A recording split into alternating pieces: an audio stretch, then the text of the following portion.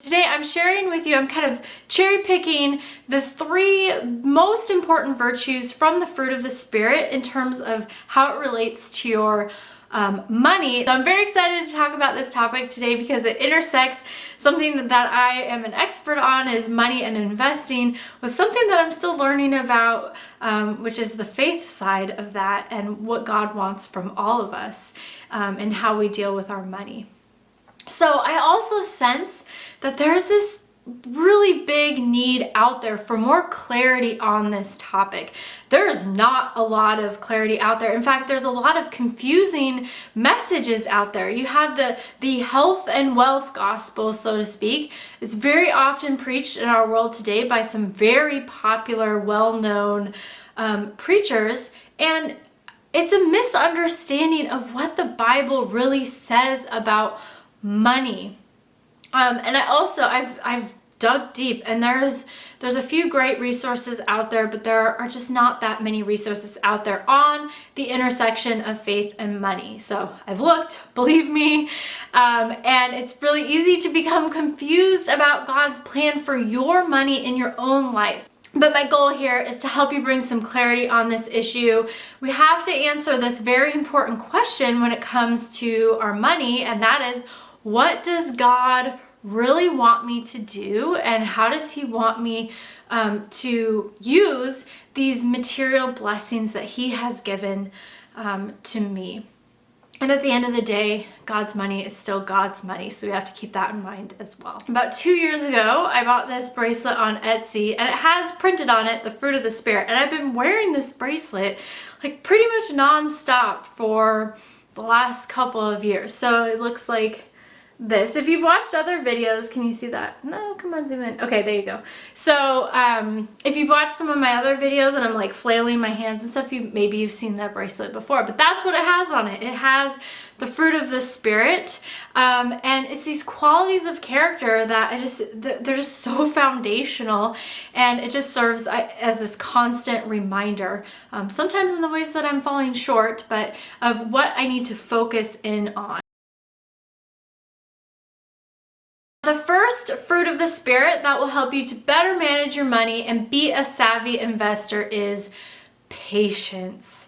Of all the fruits of the Spirit, I struggle with this one, and gentleness the most. I'm always in a hurry. I'm very impatient just by nature. I've always been that way, and so it's this constant battle to try to work on my patience as a virtue. So the dictionary defines patience as the capacity to accept or tolerate delay, trouble, or suffering without getting angry or upset. Gosh, that sounds so nice. I wish I could do that. My life would be so much more peaceful, and my relationships would improve tremendously if I could just be consistently more patient. I have moments, but it is still a work in progress, as I would imagine it is for many of you. But when it comes to managing your money, patience is a requirement to manage your money well, because it takes patience to stick to a plan. Let's say you're paying off debt. It could take you years to pay off your debt. So we have to have patience to see that through. It takes patience to save and invest wisely for decades without falling victim to get rich quick schemes or anything like that. Bitcoin, or I'm gonna put all my money in over here.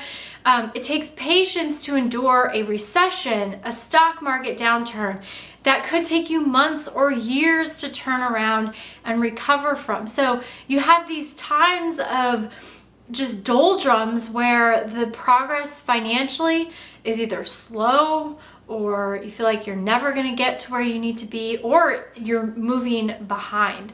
So savvy investors must have patience in order to be good with managing money, to stick with the plan, and to build wealth over time. So the second fruit of the Spirit that is absolutely essential ingredient for managing your money well is self-control. Now, in a Christian sense, self-control involves saying no to the things of the world that are not of God. So if we're, moving towards God in this direction, we're saying no to something that's the opposite of this. So it might be saying no to this impulse that you have, or a sin for this higher purpose, which is serving God. We're all tempted by different types of pleasures of this world. It could be spending a little bit too much, and often that's what it is for a lot of people. A lot of people spend way too much money on things that don't matter. We have a lot of stuff, and that gets in the way of these longer term financial goals.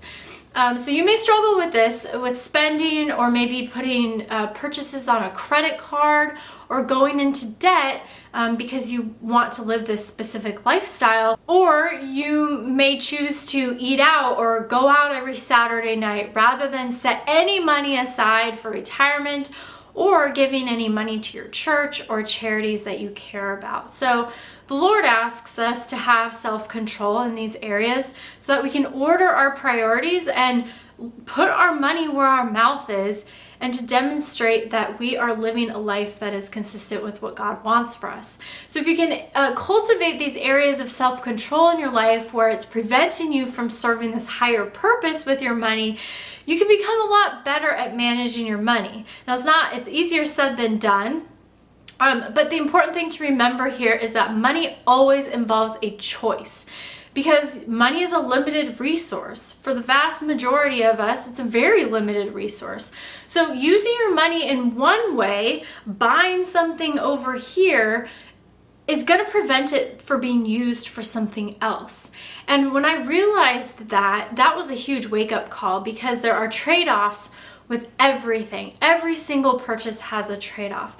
So if I'm buying this thing over here that's just serving this like pleasure that I have, but if there's something else that's a higher and better purpose, a better use of my money, we have to be able to cultivate that self-awareness and the self-control so that we can make the right decision about how we spend our money.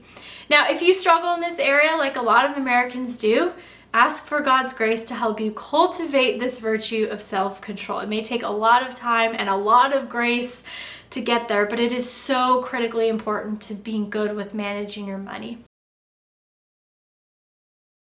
As I mentioned earlier, we all have setbacks in life with our money. We feel like things are going in the wrong direction. It's a very common thing to kind of like chase and move from one thing to another, but to be a savvy investor, you need a plan on how to succeed, how you'll invest, how much you'll save, when you retire, selecting the right Social Security strategy, staying with your spending limits both while you're working and when you retire.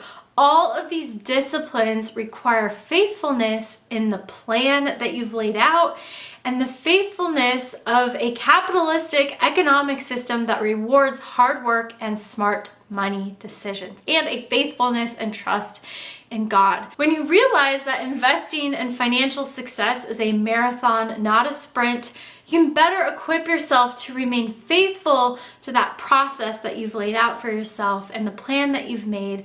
Remain faithful to that in the long run. Hopefully, after watching this video, you understand how these eternal virtues can help you thrive in all aspects of life, but also with money and with being a savvy investor. Thank you so much for watching. My name is Micciche, and I hope you have a blessed day.